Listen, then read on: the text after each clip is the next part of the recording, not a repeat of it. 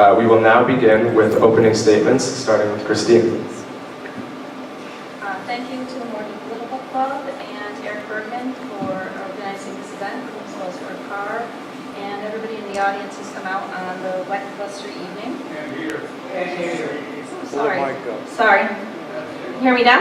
Yes. All right. We need to address structural deficits, fund pensions, healthcare obligations, reinvest in our infrastructure, and provide municipal services our businesses and our residents expect and deserve. We need to understand and utilize strategies available to face these challenges. How are we going to do this? The only way we can do is through the leadership and project management. We need to deal with the low-hanging fruit and long-term strategies of projects. There's things such as working with the Energy Committee and department heads to reduce our energy costs, find solutions for energy savings for municipal buildings, businesses and residents, improve signage into the community, directing people to resources such as the marinas in the downtown. There's facade grants available for businesses along Route 1, small-scale improvements that our downtown can make it more successful. Building public and private partnerships is important. There's a PPP legislation, which is a public-private partnership legislation through the Office of Policy Management, Department of Economic and Community Development, and through DOT, and they've created advisory teams with financial and legal technical expertise to help communities succeed. We need to look at our startups and at-home businesses. We have quite a few. Get the information flowing between government and businesses to help them find ways to grow through creating tax incentive structures, asset deferral programs. We need to also look at the process with EDC, and I've already started working with them on a number of fronts, engaging with them, with the development office, with Clinton Crossing assignments, to look at the Morgan site, to find out which developers might be interested in that site. Also working with EDC on the First Impressions program, which provides us with information on how we look and feel to first-time visitors. It can be used to identify improvements that are attractive to shoppers, tourists, business travelers, and potential employers. We need to support taxpayers and fixed incomes, and we need communication. We need to inform the public with social media to create transparency, improve morale, and cost saving with less duplication. We need to market our town and create marketing plan using social media tools. We need to work with EDC, the Resource for Historic Preservation, Connecticut Economic Community Development, our regional planning agencies, and the Chamber to come up with strategies to market Clinton's resources as a jewel of the shoreline between New York and Boston. This budget could leave us in uncharted territory, both for Clinton and Connecticut. But we have a positive outcome with representation on a local level fighting for us, for Clinton, for a comprehensive effort of short-term and long-term strategies, and the right leadership can get us there. Thank you, Mrs. Goupil. Mr. Carr? Thank you very much. I would like to express my special thanks to Chris Zalotsky and to Eric Bergman, who are the faculty advisors for these young people, certainly our panelists, Sarah Letta, Ella Franzoni, and Wyatt Rue, and also the Morgan principal, Carrie Hagnes, and the superintendent of schools, Marianne O'Donnell, for hosting this, and a very special thank you to all of you who are here this evening on this very rainy evening. It's a real tribute to your interest in our community that you've come out tonight. Republican and Democrat voters were unambiguous in their decision in the primary on September 12th. They clearly voted to end the status quo. Having talked to many unaffiliated voters over the last 2 months, it is clear that this is a time for significant change in course. This is a rare wake-up moment that must not be squandered. And here are just a few of the facts. On my far right, your left, Clinton's mill rate jumped 10.2%. By far the biggest jump among our shoreline neighbors. That jump makes ours the highest mill rate on the shoreline by a distant margin. If the budget stalemate in Hartford is not resolved, Clinton taxpayers could get another nasty surprise of an additional 7.4% special assessment over the holidays. The increase in taxes since 2010 has far outstripped population, which is the lower line, going up 28% in that period of time. These divergent trends of flat growth or no growth and continued increases in taxes are simply unsustainable. In Connecticut, property taxes fall on the lowest income households. As you can see, this is the graph from the Department of Revenue Services, and what it basically shows is the percentage of income by decile. And looking at the bottom three, you can see that these taxes fall heaviest on the people that can least afford it. My Democratic friends who would work very hard for these people will send them a 10.2% tax increase without the blink of an eye.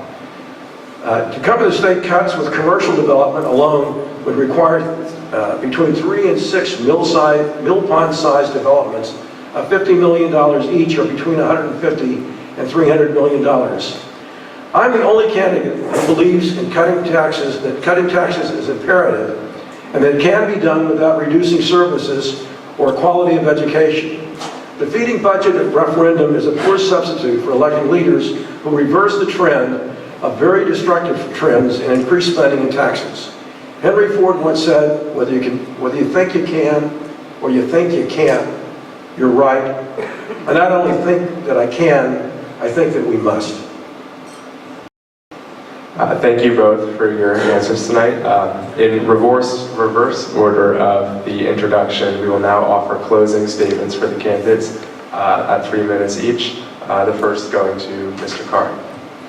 Well, ladies and gentlemen, you've learned a lot to digest in tonight's debate.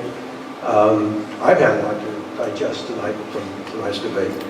But regardless of which of us you think did a better job tonight, the one clear winner is the Morgan Political Club, who I think you'll agree did an extraordinary job.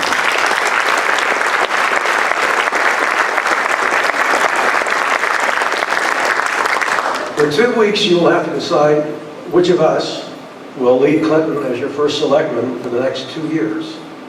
For at least 8 years, I've been warning you and the boards of education, selectmen, and finance about the fallacy of conducting business as usual as Clinton's fortunes have declined. Some of you have found these warnings harsh. Sometimes you found them offensive. That was never my intent. But those who accused me of fear-mongering learned when they opened their tax bills this summer that my predictions were on the mark. Now Moody's bond service just put Clinton on the negative outlook list. The deterioration has accelerated precipitously in the last 6 months due to cuts in state aid, thanks to the Democrat governor's executive order 58. The misery that this inflicted on families, seniors, and small business is despicable, but it doesn't have to be. With careful, common sense management, we can change the course, and the best days for Clinton should be ahead of us. We must control spending. The crisis is a legitimate reason to restructure, right-size, renegotiate, and regionalize. With a competitive mill rate and an empowered and funded Economic Development Commission that is actively targeting prospective businesses that complement existing businesses, we can reverse the vicious cycle and the secular economic decline. We will fill storefronts that add to the grand list, that provide jobs, and make Clinton a more convenient place for its citizens. There are many towns that have been in much more difficult straits and have miraculously turned themselves around. Clinton can and must too. What the mind can imagine, man can achieve. What you can't imagine, what you can't say, you can't do. I am a little engine that could. I think I can, I think I can, I think I can. And in 2 years, I'd like to come back here and say, I knew I could, I knew I could. There's a path out of this mess. It is the path less traveled. I'm inviting you to take it with me. I'm confident it will make all of the difference. And that is why I'm asking you to vote for me on November 7th. Clinton's best years are yet to come. Thank you, and take care.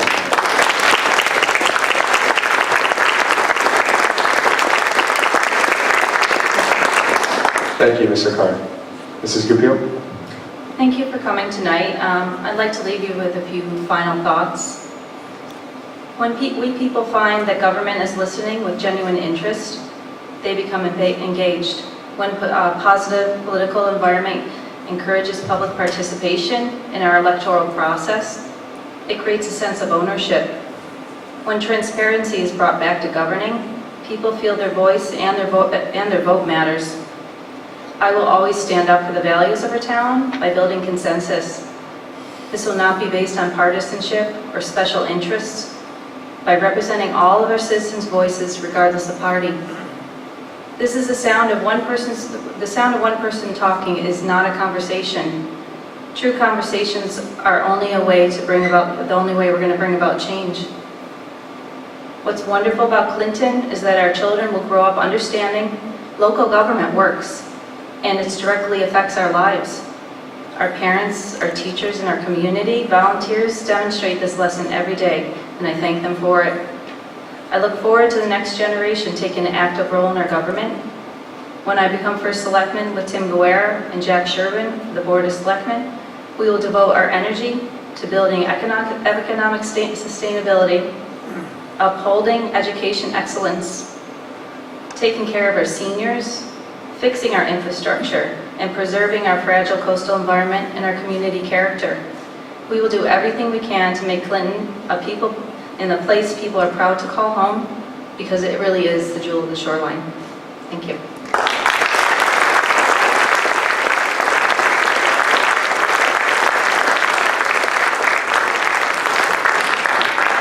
This now concludes the 2017 First Selectmen's debate.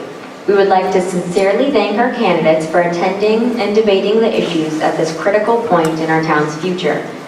We would also like to thank our audience for coming out to our debate on this rainy evening. As we mentioned earlier, candidates will be in the lobby outside of the auditorium if you wish to speak with them. Thank you guys all for attending tonight.